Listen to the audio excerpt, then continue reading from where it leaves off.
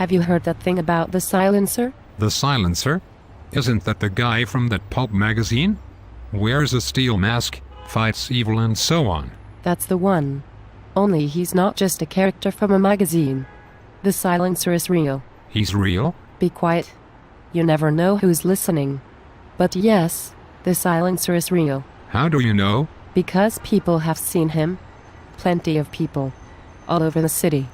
He's stopping criminals and rescuing people. It's all over the papers. I see.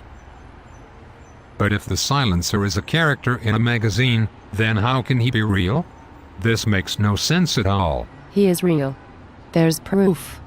The police know who he is. They caught him. Well, who is it? The guy who writes the magazine stories. One Richard Blakemore. Well, that makes sense. The police have arrested Richard Blakemore. Wait a minute.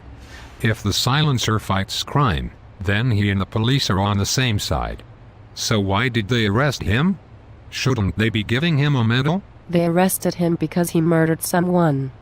They say that the silencer shot Antonio Tartelli. The mafia boss.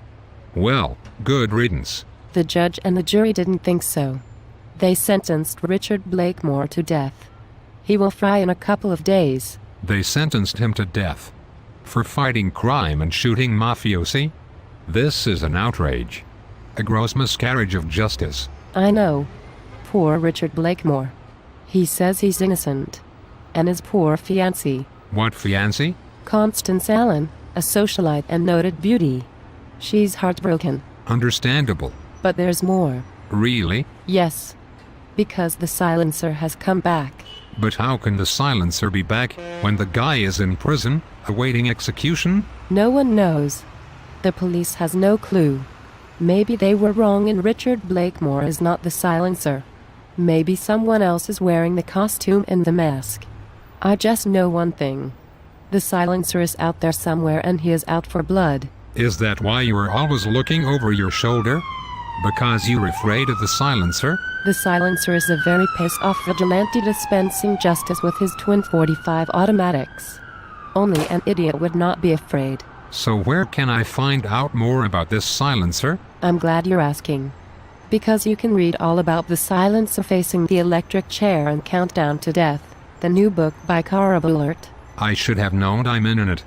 Still, this silencer book sounds interesting. Are there any other stories about the guy?